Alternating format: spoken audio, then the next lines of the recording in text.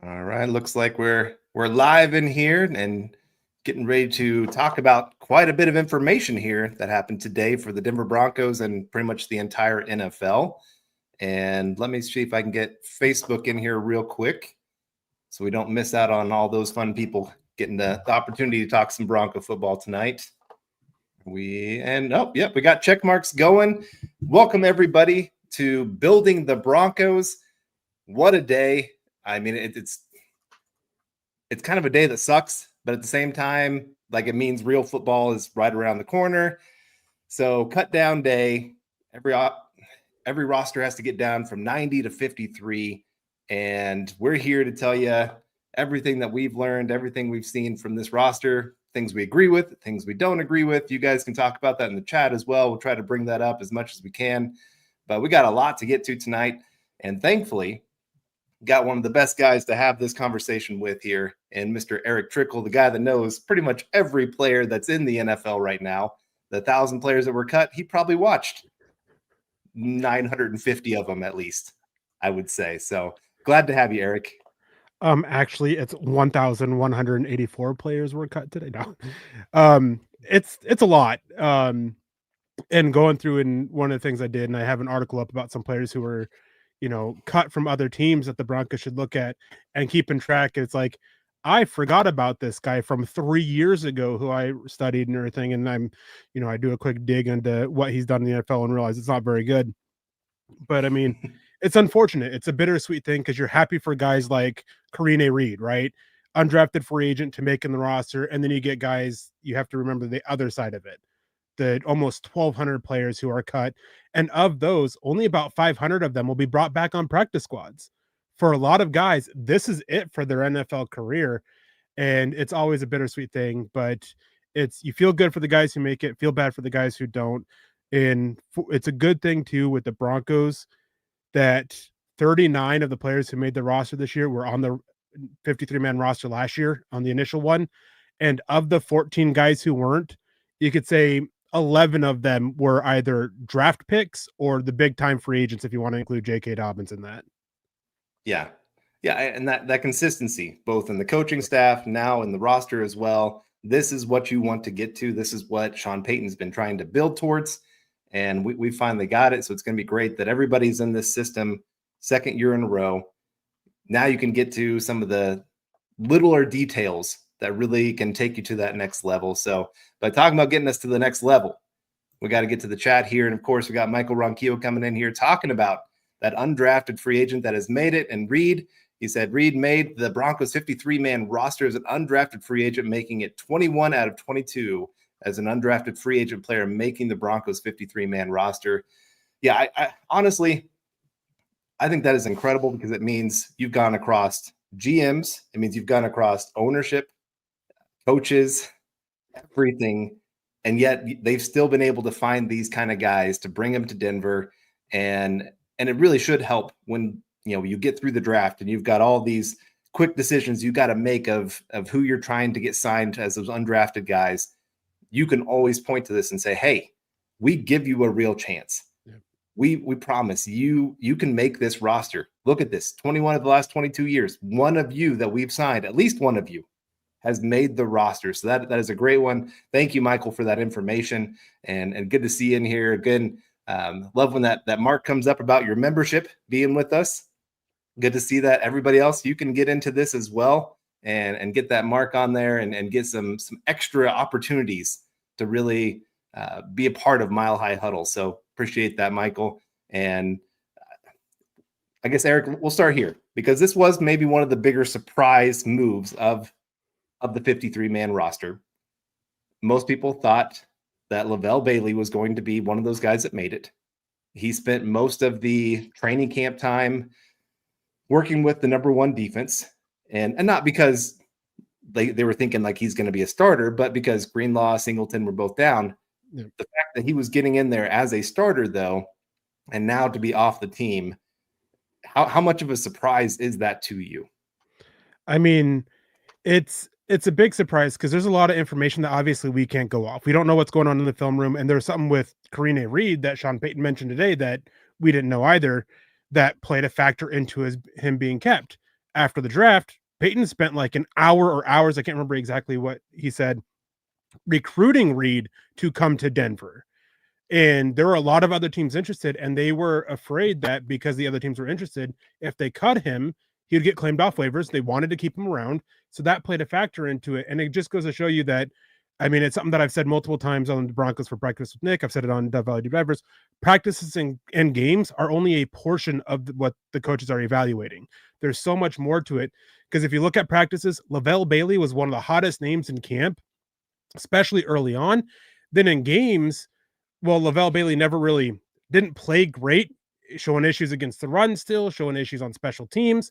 He still outplayed, minus the interception, he still outplayed Reed and was getting the action earlier than Reed. And here you go. The other elements played a factor into it, and they must be confident that Bailey's going to make it through waivers, or they're content with letting him go, because if they weren't, they would have kept Bailey.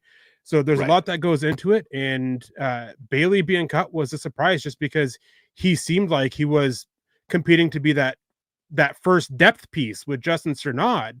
And clearly he was competing for a roster spot, and he failed to take hold of it despite being given so many opportunities for it.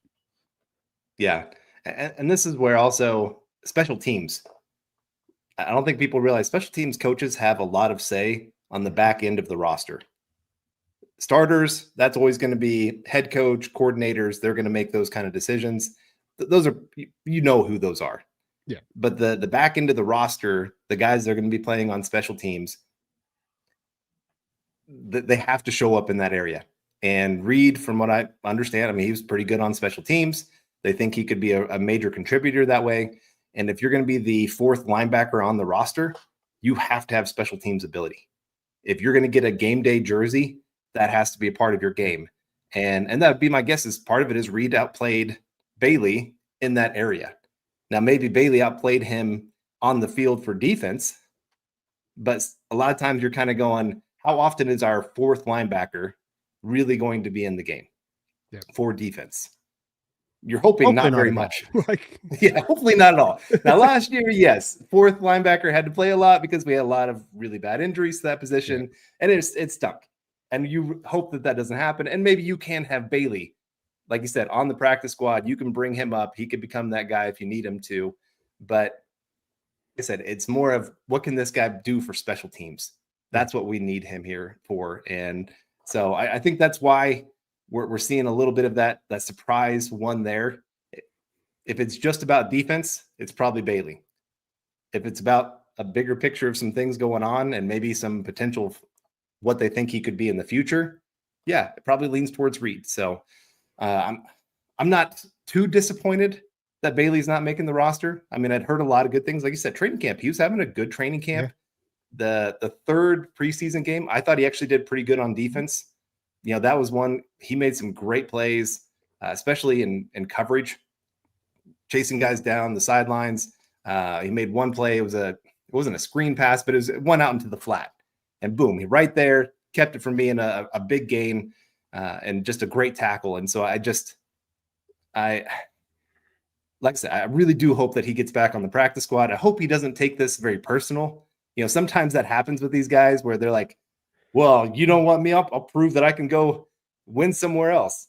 And I mean, I don't blame them. If they think there's a better opportunity, go for it. Broncos cut you. You have full reign to go do that. I'm trying to think of some players that I remember doing that. I think like Johnson. There was the center that was competing with Wattenberg and Forsyth. The veteran center, I can't remember his name now, but he ended up going to the Chargers, I believe. And so he in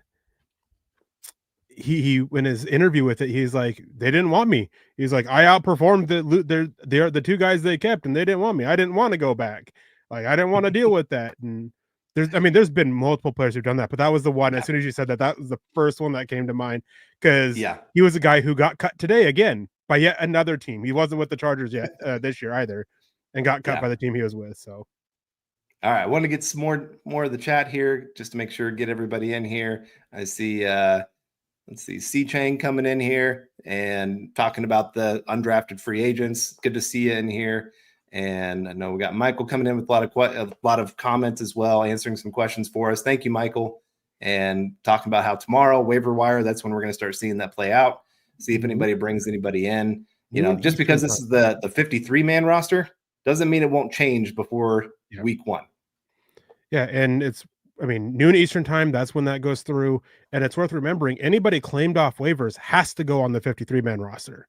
So if the Broncos claim anybody, they sit 20th in the order. It's by natural draft order, which means Titans are first, Broncos are 20th. I'm sure the Broncos will put in a claim or two with seeing some of the guys that were released with at positions that Sean Payton in press conferences kind of hinted they were looking at: tight end, linebacker, defensive line, interior offensive line. But whether they fall to them, who knows? So, and then trades, teams still make trades after this point. Obviously, trade deadline's still a while, but it's those guys of like, okay, we thought they would cut this player. They didn't. Now we're going to go trade him. And the other team might be a little bit more inclined because they have somebody on waivers that they put a claim in on. So still a lot of shuffling to go around. And then you get the practice squad. Players have to get back to squad. I do find it disappointing because vested veterans, players with 4 or more years, they don't have to go through waivers. They can sign immediately if they want to. And one player that I really would have liked to see the Broncos get was a vested veteran. He was released by the Panthers today. He played with Sean Payton prior to 2022 when he was a free agent in 2023. And a lot of people were like, Denver wants him. Denver wanted to go get him. That's Shai Tuttle. And then 2 hours after it was announced he was cut, it was announced he's signing with the Titans. So there goes that. Well, we'll see him week 1 and prove to him that he made a bad decision of where to go. So we got David coming in saying, I'm surprised they put Sternad on the 53. I'm not surprised. I mean, he had starting experience last year. He's good on special teams. He's pretty much what you want in a backup linebacker, especially when you've got guys with injuries like Singleton and Greenlaw. I think he's pretty much kind of the perfect backup. Yes, he's not starter material, but he's a guy that you can trust. He's not going to go out there and blow you away, but he's also not going to make many big mistakes either along the way. And let's see, we got Believe in Knicks saying hi to you as well. Of course, we got to get to Ernie Mays saying go Broncos country only. Good to see you in here, Ernie. As always, appreciate that. And let's see, got David saying, I know it won't happen, but I would love to see 5 wide receivers on the field for at least 1 or 2 series. Yeah, I mean, in Madden, there's a lot of times I love to get to shotgun, 5 wide, everybody go deep.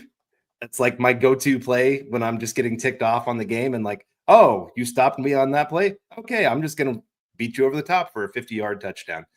It doesn't happen very often in the NFL. So, I mean, it'd be nice to throw out there every once in a while just to make a defense have to go, oh, crap, we got to prepare for this. What are we going to do? Or how are we going to be able to switch a dime? Quarters, what are we going to be able to do here? So I get it. And I do like our wide receivers. I think that would be fun to see. But then it also means you're taking Evan Ingram off the field. It means that you're taking RJ Harvey. It means, or J.K. Dobbins. So you're taking some kind of talent off the field to get Trent Sherfield on the field. Yeah. And I would not rather have him than Ingram.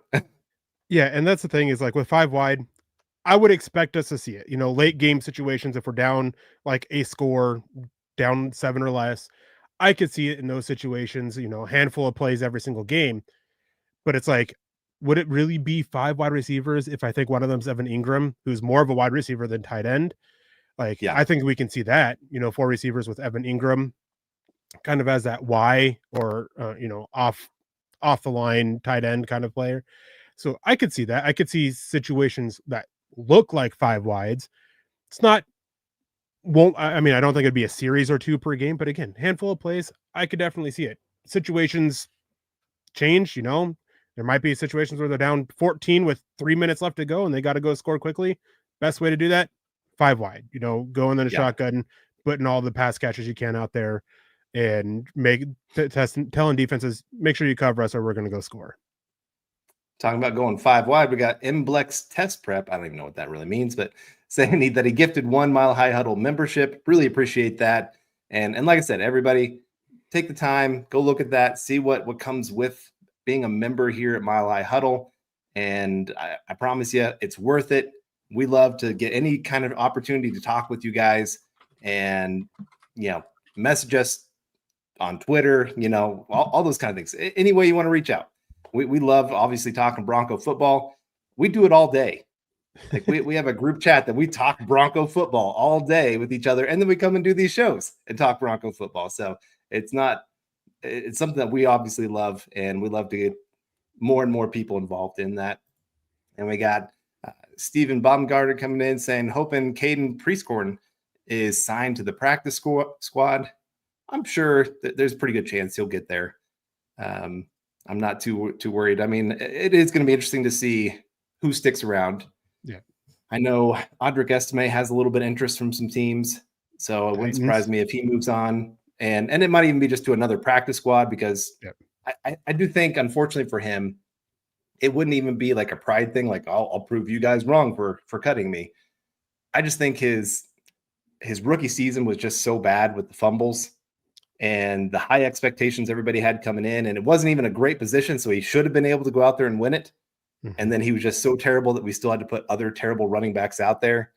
And then this year, just not rising to the occasion. You know, you had these other running backs that passed him on the depth chart. And I still think there's talent there, but I think it's going to probably be shown somewhere else. Prieskorn, one of those guys I do hope gets to stick around here in Denver. And, you know, there might be a little something there. We'll just have to see. I wonder how much the fumble against Arizona played into Prieskorn not making it. Because there were some conversations that I was having where they didn't think he was making the 53-man roster, but they thought it would be a lot closer between him, Lohner, and Lucas Kroll. And then he goes and fumbles in that game right on the goal line, trying to fight for the touchdown. That is absolutely killer of it. And then Audric Estime, I think the Broncos would like him back on the practice squad, bring a little bit of that power element that he can bring to it. But I wouldn't be surprised if he gets claimed off waivers. Looking at the Titans, they parted ways with a lot of running backs that Titans guys thought would make it. Tyjae Spears was placed on short-term injured reserve. I mean, they still have Tony Pollard, but Audric Estime, he could fit in that thing. He fits with what they kind of want to do on offense a little bit. Maybe not could be claimed off waivers, of course. Maybe not. Maybe it is practice squad. I have a hard time seeing him back in Denver, though, because, again, and you kind of touched on it. I don't think it's because he wants to prove it to Denver. I just think it's more of a thing of he might feel that a change of scenery is needed at this point after losing the job, being in Peyton's doghouse from those 2 fumbles on first 9 carries of his career, and just being change of scenery might be best for me. Yeah. And sometimes that just happens. And I don't blame him one bit. But something we do want to talk to you guys about is Underdog Fantasy. Football is back, and Underdog is the best place to make picks and win money all season long. Playing on Underdog is easy. Just pick whether your favorite players will go higher or lower on stats like touchdowns, receiving yards, interceptions, and more. That's right. Get your picks right, and you can win up to 5,000 times your cash. You can play with as little as $1. So if you think you've got a beat on what Bo Nix or any Broncos players are going to do in week 1, download Underdog and win some money. I have so much fun playing Underdog and winning money while still playing football. That's a touchdown, you guys. Download the app today and sign up with promo code MHuddle to score $50 in bonus funds when you play your first $5. That's promo code MHuddle. Millions of fans have already won billions making picks on Underdog. Will you be next? Underdog, make picks, win money. 18 plus, 19 plus in Alabama and Nebraska, 19 plus in Colorado for some games, 21 plus in Arizona, Massachusetts, and Virginia, and present in a state where Underdog Fantasy operates. Terms apply. See assets.underdogfantasy.com/web/play and get terms _DFS_.html for details. Offer not valid in Maryland, Michigan, Ohio, and Pennsylvania. Concerned with your play? Call 1-800-GAMBLER or visit www.ncpgambling.org. In New York, call the 24/7 Hope line at 1-877-8-HOPE-NY or text HOPE-NY 467-369. All right, we do have Michael coming back in again saying, good evening, Carl and Eric on Building the Broncos. Go, Bo Broncos. Thank you, Michael, for tuning in. Sorry, guys, we're trying to get caught up on the chat. I know there's a lot of things everybody wants to talk about, and so we'll try to get it going through a little bit quicker here. We just love to talk, and we got a lot to talk about. So we got Paul coming in. Always love seeing Paul in here saying, Eric and Carl, 2 great friends. Same to you, Paul. Appreciate all the support through the years. And, of course, Mike S., our Alabama fan, coming in saying, what's up, Carl, Eric, and Broncos country. Hopefully your Alabama players here in Denver can can do some great things once again this year, and got a couple of them around. So we'll see how that plays out. Let's see. We got Roy Osborne saying, go get Lachey. I hope he makes it to 20. We still don't have a great tight end room besides Ingram. Yeah, I mean, you mentioned it earlier. And maybe this is a chance to talk a little bit about your article, maybe some names that are out there that you think could be players the Broncos might be interested in that have hit the waiver wire. Yeah, let me pull it up real quick. Luke Lachey didn't make it, although just because with what he is as a player, you kind of have that already. Like, blocking isn't his strong suit, and you already have Evan Ingram, not a blocker. You already have Adam Trotman, who pretends to be a blocker, and you have Lucas Kroll, who's not a blocker.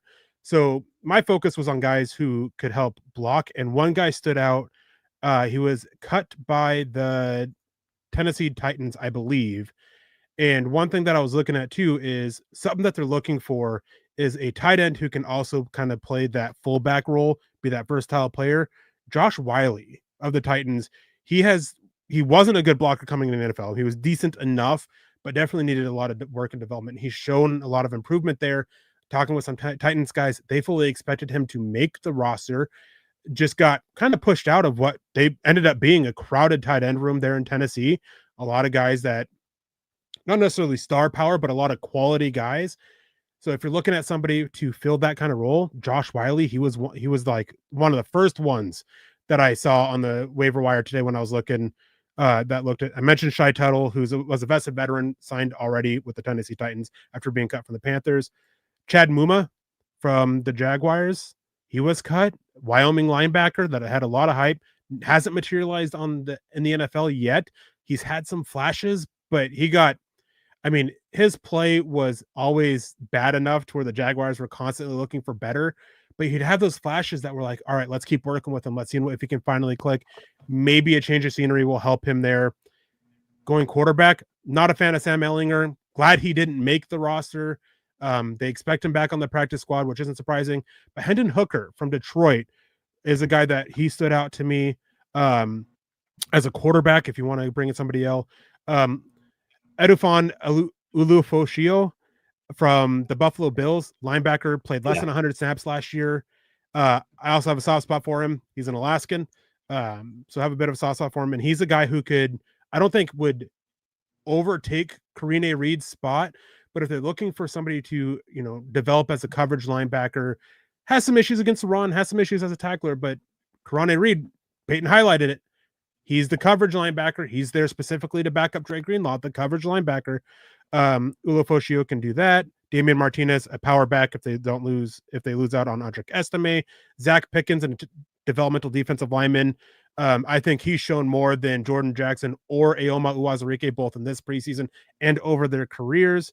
And then Deuce Vaughn, another running back, specifically if Sean Payton is wanting, Darren Sproles light here in Denver, with the small space player that Deuce Vaughn is.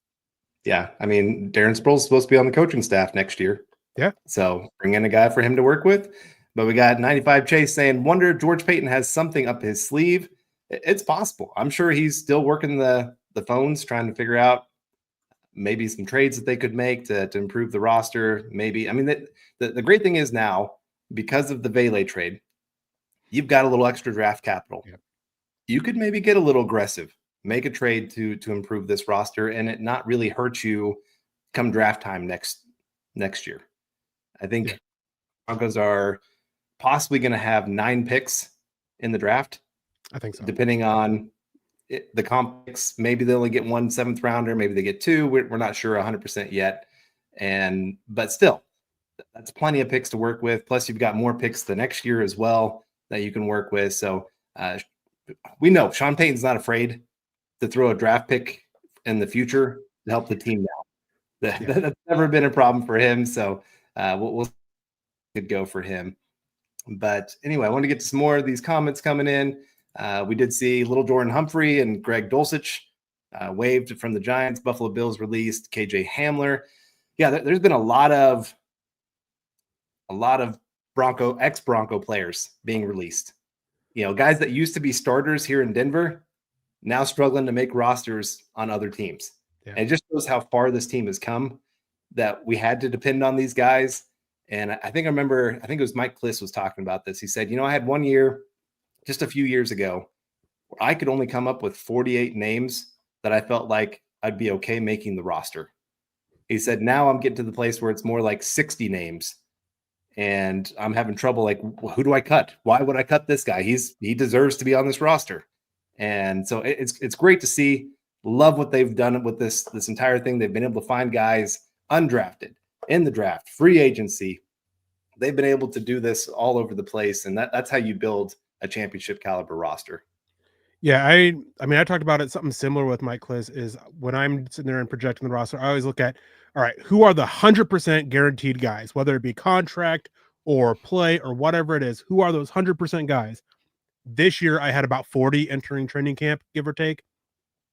And I remember in like I think it was 2021, 2022, I had like 18. Like, just shows when you have those guys that are, guaranteed, I guess would be the best way to put it, to make the roster, it's a good sign because it means that you're getting good depth. You have 25 starters on a team. And so when you're talking about 40 players guaranteed to make the roster, that's 15 depth guys as well that you're talking about guaranteed to make. Right. So it's definitely a nice place to be in. And then, talking about some of those, Asang Basi, he was released. He was a starter there for a while. KJ Hamler was a starter, obviously. Greg Dulcich, Lil Jordan Humphrey. McTelvin Ajim was a starter. Royce Freeman, he was released. Like, there were a lot, and seeing him go get cut elsewhere. I mean, it's the nature of the NFL. A lot of guys fail in one place, go elsewhere and try to. But the fact that these guys saw significant playing time in the case of Dulcich when he was healthy and or were starters, it's just really speaks to the work that George Paton and Sean Payton have done to just build up this roster real quick. And before I get into it, I see a couple people asking about punter. Sean Payton kind of put the end to that. They're sticking with Jeremy Crawshaw despite his issues in the preseason. They're rolling with him. Yeah. All right. And we got one name coming up here from William Catalano saying, man, I hope we keep Courtney Jackson on the practice squad. I'm sure that's one of them that they're really hoping they keep as well. He's a great special teams emergency guy. If you, let's say, knock on wood, everybody, Marvin Mims goes down, he's one of those guys that could come in, help cover some of that for him. And he showed some good work as a receiver too, getting himself open. He's not the biggest guy, but he's got enough wiggle that he can actually get himself open with his route running. And so I do think he's one that they're really hoping will stick around. Of course, we got Phil coming in with some stars saying, good evening, Carl, Eric, and Deacon Scott. Anyone surprised we keep 3 quarterbacks? Hashtag Buckham, hashtag MHH for life, hashtag Broncos for life. It wouldn't surprise me if by the time we get to week 1 that there are 3 quarterbacks on this roster. I don't think it'll be Ellinger by any means. I don't think he really did enough. But I do think Sean Payton does like 3 quarterbacks. Most times that I've seen him have a roster, he's had 3 quarterbacks. Yeah. It's just one of those, you don't want to be caught with nothing. Mm-hmm. If Bo Nix goes down early in the first quarter, and then all of a sudden your backup Stidham goes down in the second quarter, and you're going, crap, we've got a whole half of a game, and we have no quarterback. Who's playing? Cortland Sutton playing quarterback? I mean, he threw a touchdown pass last year. Yeah. I don't know. RJ Harvey quarterback. RJ Harvey was a former quarterback. Yeah, there you go. See, we can run a lot of weird wing T formations or something like that, and see if we can get the old school going. But I think he does like that 3rd quarterback, especially now that you can have them not part of the active. Yeah, the emergency 3rd quarterback being brought back. Right. Yeah. Right. They can still actually come up if you need them in the situation. So it's kind of a nice little thing to have. I think on that, I think Payton is a little upset that they took away the rule where the practice squad quarterback call up could be the emergency 3rd quarterback. I think Payton really liked that. So, and Jonathan is saying, sorry, I thought we only kept 2 quarterbacks. We did. So picking up a 3rd quarterback, at some point, I wouldn't be surprised. I wouldn't be surprised if it was after week 1, just if it's a vested veteran because of contracts and how they guarantee for veterans. Waiting on that, hoping Sam Ellinger clears waivers, brings him back. But if they don't, if Sam Ehlinger doesn't clear waivers, then I could see them jump pretty quickly at a quarterback. So I think a lot depends on him, at least for the first week. After that, I think I wouldn't be surprised at all if Sean Payton, makes a move, maybe, 7 defensive linemen, maybe they move one of those guys and release them and try to bring them back on the practice squad. Then you bring in your third quarterback or something. But at some point, I would expect 3 quarterbacks on this roster this season. Just maybe not right now, maybe not week 1, but maybe afterwards or at some point anyways. Yeah. Greg Smith said, no disappointment for me at all. Add the 16 practice squad players and let's go. Yeah, I think that's one really nice thing. There wasn't a cut that made me go, what are we doing? Why are you getting rid of that guy? That guy would have really, really helped this roster. And talking about helping us here, Michael Ronquillo coming in with the $50 super chat saying, Carl and Eric, who was your surprise cut player by the Broncos? Go Bo Broncos. Like I said, I think Bailey, the initial reaction for me was a little bit of surprise just because he had been running with the number 1 defense. Yeah. You don't usually see those guys then get cut. Mm-hmm. But when you think about the overall picture that Greenlaw is going to be back for the season, Singleton's getting healthy, he's going to be fine. Then you're really looking at, okay, what do we want from a 4th linebacker on this roster? So when you take the step back, then you're kind of going, okay, yeah, this makes sense. I get it why we would keep this guy over Bailey at this time. And as you said earlier, maybe they worried that Reed would get picked up by another team more than they do Bailey. Yeah. And sometimes you do that. Last year, Frank Crum, he was not one of the 53 best players for the Denver Broncos. He might have been like player number 89, honestly, with how bad he was last year. But they kept him because they knew that there was a chance other teams wanted him. And they saw some potential in him of, hey, he could turn into something. And he took a nice step forward this year. He wasn't perfect by any means, but compared to what he was last year. And so you can see, okay, this guy has the size, the athleticism, the power that you like from a tackle. Now we just got to teach him how to play tackle. Yeah. And so sometimes they'll do those kind of things where it's more, this isn't the more talented player, but we don't think we can keep him if we don't keep him on the 53. Yeah, and to answer Michael's question here, first of all, thank you, Michael. We appreciate that so much. Such a huge super chat. To answer your question, there wasn't really anyone that was a surprise. I mean, as you mentioned, Bailey was kind of a bit of initial shock, but when he stepped back, and then also hearing what Peyton said about how they were trying to recruit Reed and how long it took for them to get him to sign to the Broncos. Throckmorton was a slight surprise, but he's a vested veteran. He's a guy that they probably have a wink agreement with of come back to the practice squad. We'll get you onto the roster at some point this season. That was about it. I mean, the biggest surprise, I guess, the Broncos made was trading Devon Vele. That was the biggest surprise, but it wasn't a cut. It was a trade, and they got a great deal for it. So there wasn't really one. Bailey would probably be the closest just because of what he was seeing, being that first team linebacker with Greenlaw and Singleton out. But as you said, taking a step back, it kind of made that thing. And I correct myself. Ehlinger is a vested veteran. I said that he had to go through waivers. He doesn't. He is free to sign, but he can't sign to a practice squad until afternoon tomorrow. You can't start signing players to practice squads until after that. And there are teams that are interested in signing him, in the Indianapolis Colts in particular, who already have familiar with him, and they've already reached out to him. So sorry, I misspoke earlier. Doesn't have to go through waivers. Vested veteran, but does have other teams interested in signing him. Yeah.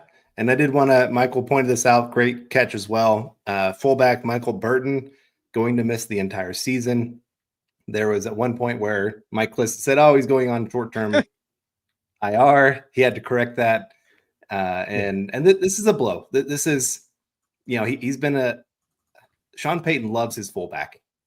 I mean, he only uses them for about 10% of offensive plays, but it's still a part the teams have to prepare for. And it changes how you can run the football, what kind of markers the defense is looking for where the ball's going. And so this is where Adkins not going on IR.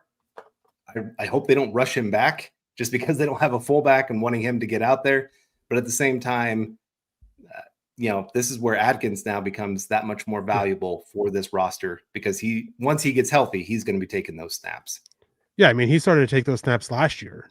Like towards the end of the season, we started seeing him doing that, and he was doing quite well with it. So Michael Burton done for the season, ended up been dealing with a hamstring injury, and everybody was speculating short-term IR. Mike Kliss even said so. Then it came out that he's had surgery to repair the hamstring issue that he had, which leads him out the season. What I laughed about was I clicked over to Twitter real quick, and we were talking about players who are like, "Oh, you cut me, I'm not going to return." Sam Franklin, he's informed the Broncos that he won't be returning back to the practice squad. He's looking for an opportunity elsewhere. Well, darn it. I liked what he showed. I mean, it wasn't great, but I mean, it's yeah. And let's see, we got Mike Thompson saying, I think I'm in the minority, but I'm guessing it's Isaiah Simmons because he got cut today as our backup linebacker over Reed. Simmons did work with Vance Joseph when he was in Arizona. So yeah, pretty high pick here. So, and unfortunately, he's not lived up to it. So we'll have to see how that plays out. I'm probably still with Reed just because he's been here. He's vested with the team. Simmons, I don't know. I don't know what his personality's like. I don't know how he'd fit into the locker room. But obviously, he's kind of moved around the league now. And teams are just kind of saying, you're not, I hate to say this, you're not talented enough to continue to stick around. Yeah. And I hate saying it that way, but I mean, somebody still thinks like we can still get something out of him because he was the 8th overall pick for a reason. And let's see, we got String Guy coming in saying, Carl and Eric, do you guys have a score prediction for the Titans game? Mine is 34-10 Denver wins. I think it's going to be honestly a little bit lower scoring game because I think the Broncos are going to really work hard on the run game. Yeah. They're going to try to control the clock, control field position. So I'm going to go, I'll go 24-10. I'll take 10 points off the Broncos and that they will just destroy the time of possession in this game and really not put as much pressure on, Bo Nix, where there's going to be games you're going to have to rely on Bo Nix. What I'm hoping for this year is that there's going to be a lot of games where you're going to be winning other ways. And then every once in a while, you're going to have to go Bo Nix make a play. The Russell Wilson start to his career. Tom Brady, the way he started his career. The entire offense wasn't on their shoulders to go win a game. And I think that's what Sean Payton wants for this team is to be that kind of juggernaut where, our run game is that strong. Or a 5-yard pass to Evan Ingram turns into a 58-yard pass kind of thing. So do you have a prediction? Mine's pretty much the same as yours. I was going to say 24-9. I think they keep that Titans offense. They lack weapons.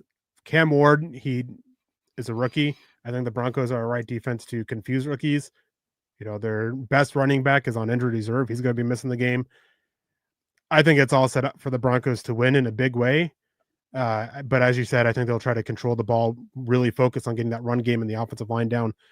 So I think 24-9. There you go. All right. We got Pro 16K with another name out there.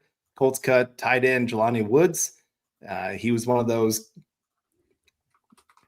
height weight freak kind of guys. I mean, he's very athletic in a straight line, but is he any good when he actually has to turn? Is he a good blocker? This is why he got cut. Because it's great that you are athletic, but at some point in the NFL, you got to prove that you're a football player too. And dealing with injuries. He's dealt with a lot of injuries. But fun fact, in that 2022 NFL draft, the Denver Broncos really wanted Jelani Woods. And the Colts taking him is what led to, what was it, 2022? That was who? Oh man, I can't remember my draft years now. The Colts taking him when they did led to the Broncos to, was that one of the years they traded down in that 3rd round? Because he was Dulcich.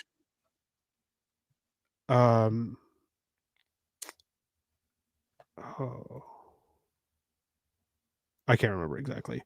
I know there was something that ended up with that led to them getting Greg Dulcich. That involved Jelani Woods.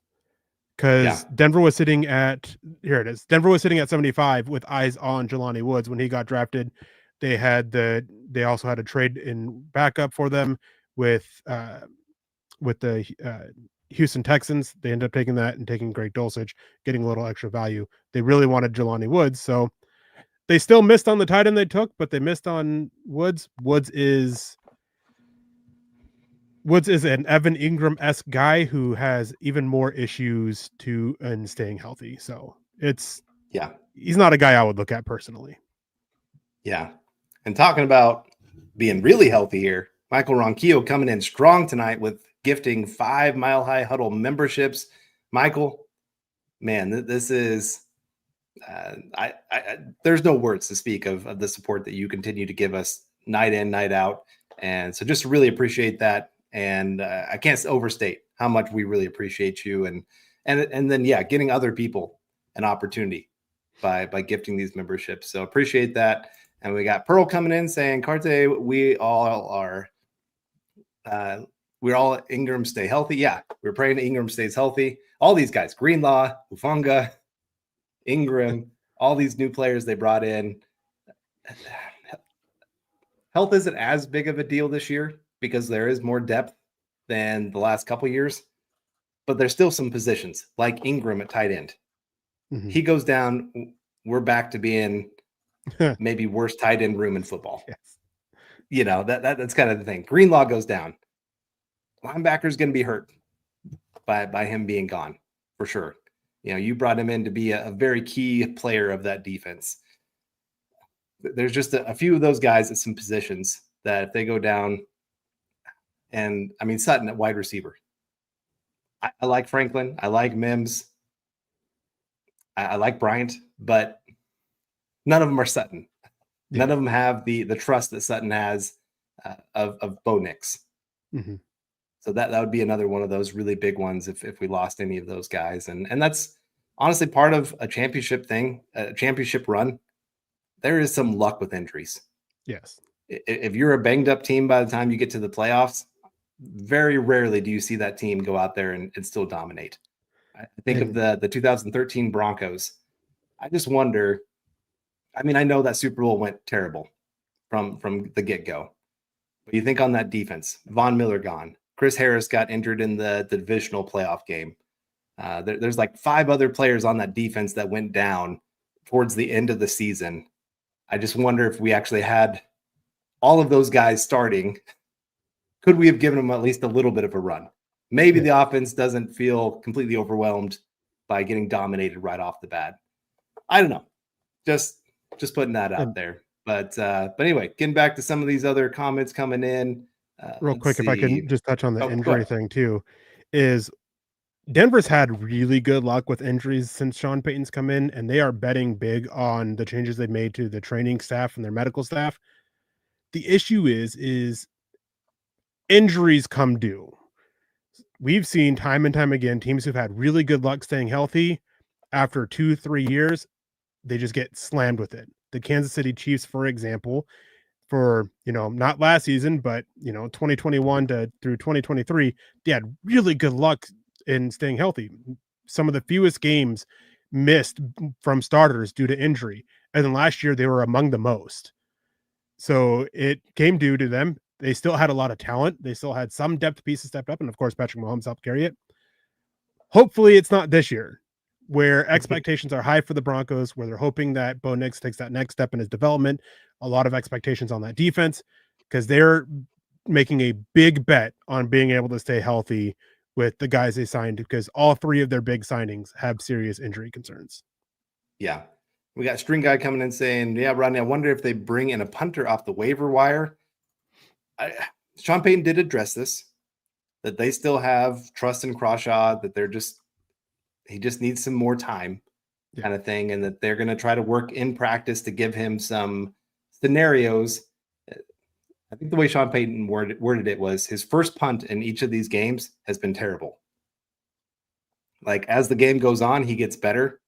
And so they're going to try to put him in some scenarios to, okay, this is your first punt. You got to make this one great.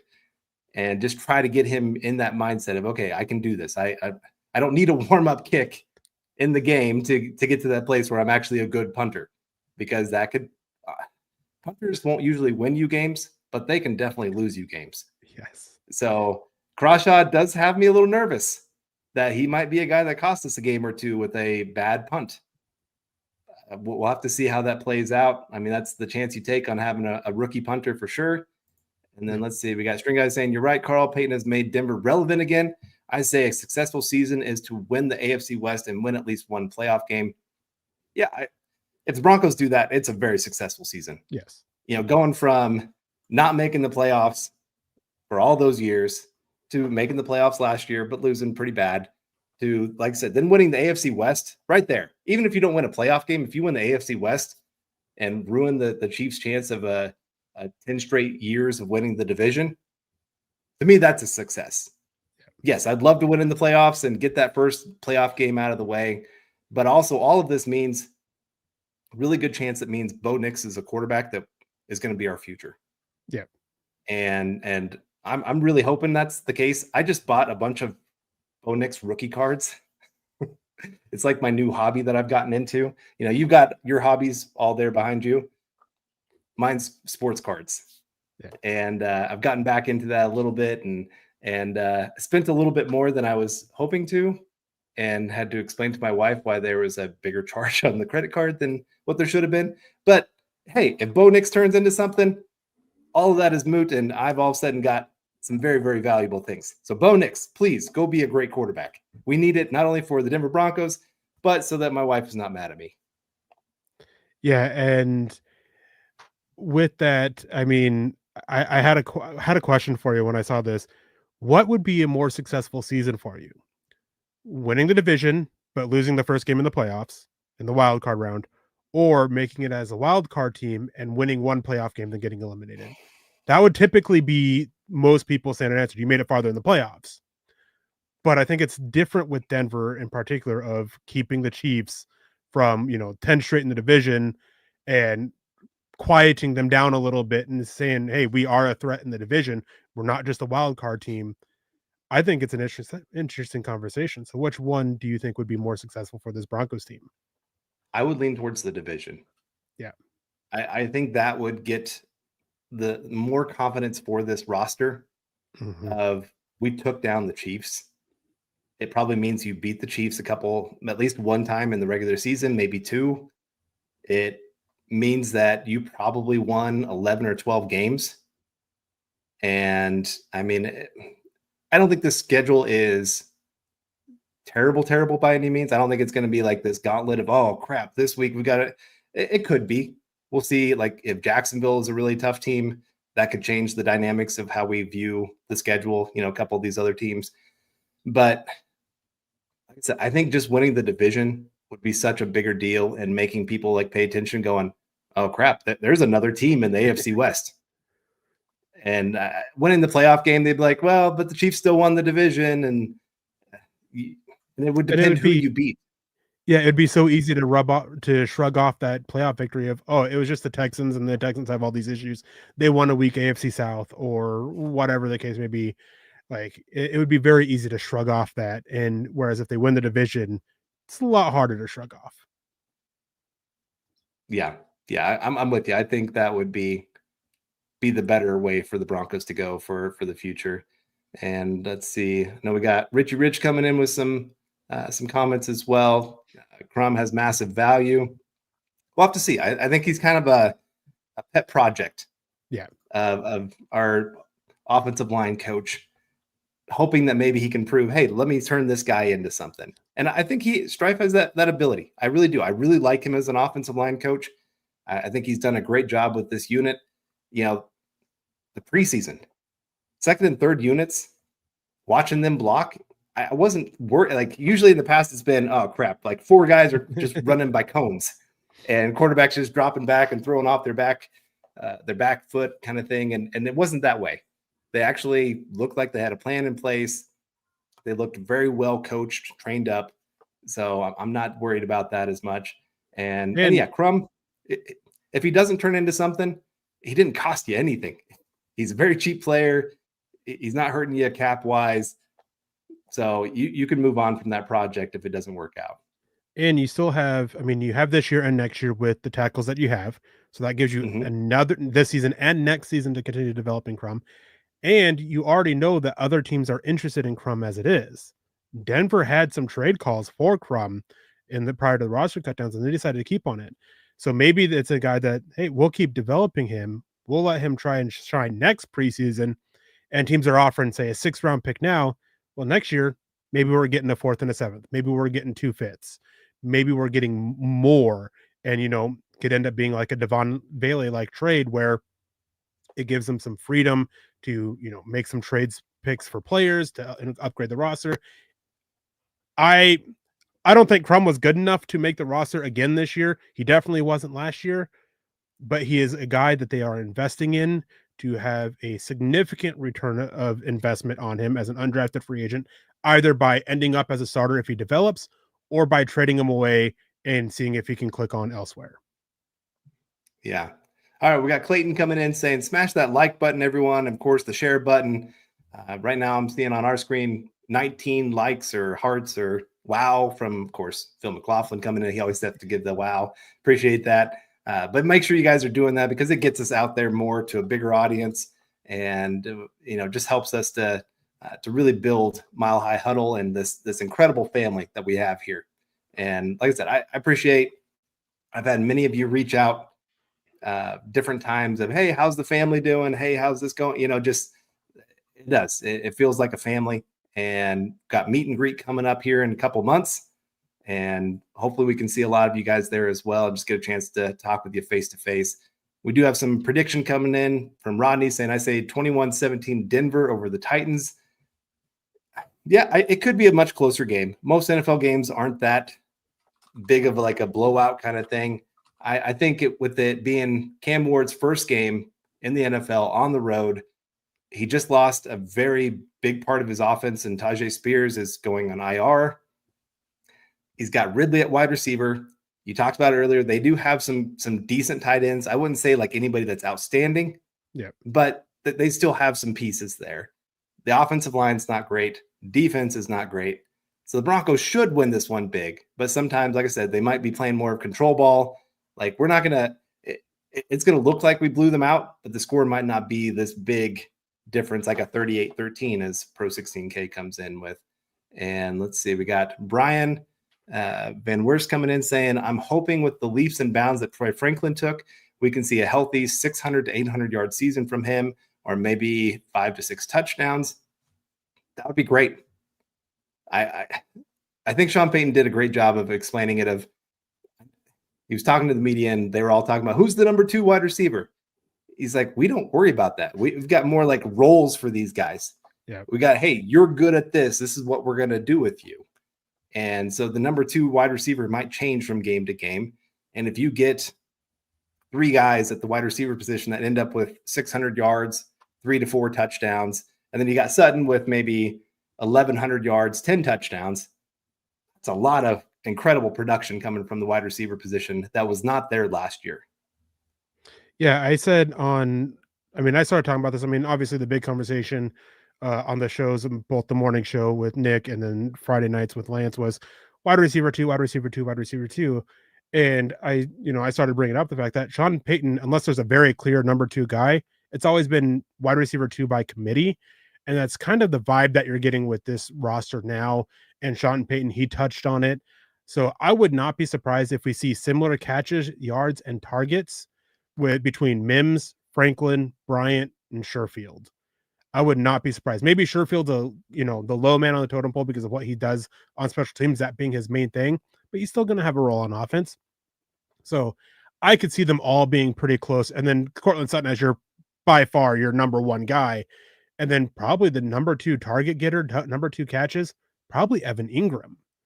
So it's going to be by committee. You mentioned game by game, series by series, even. Like we can see who it is. It's different situations. If they're who's more likely to see the field when 2-minute drill, Franklin, Bryant, or Sherfield. Probably Franklin, and Mims and Sutton are probably those guys there. So there's a lot that goes into it.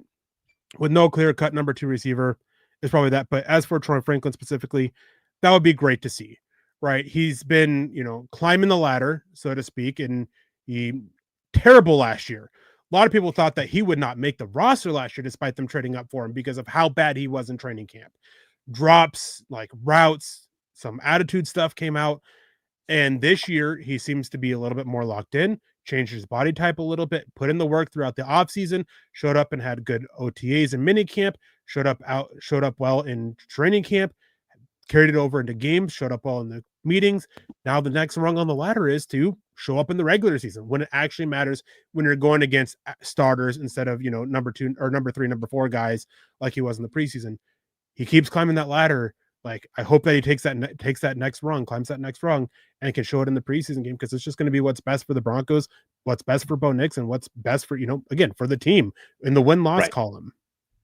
Right. And we have Mike Thompson saying, am I the only one who doesn't think our wide receiver room is impressive? It's an unproven group. Yes. I don't have a problem with somebody saying, I don't think this is a good unit, because other than Sutton, none of them are proven. So I get that, why people would be very down on this group. But I also see the other side of it of going, hey, it looks like Troy Franklin has taken that next step.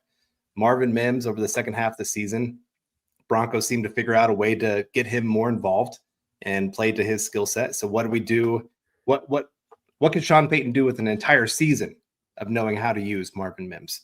Could he turn into a 900-yard to 1,000-yard kind of receiver just because, or I guess I should say all around rushing and receiving combined 1,000-yard kind of guy? We don't know. We'll see. And Pat Bryant, I really liked what I saw from him in preseason. But as you said, preseason is very different than when you get to the actual season. And so we'll have to see if he can continue to show that. And Sherfield, more of a special teams guy, but he did show a little bit as a wide receiver in the preseason. So I definitely get it, Mike. I'm a little bit more hopeful just because of what I did see in preseason and what I've heard in training camp. When the joint practices, the fact that he was going against ones in the joint practices and was dominating them during those times as well makes me believe Troy Franklin really has emerged as somebody that the Broncos can lean into. Same with Pat Bryant.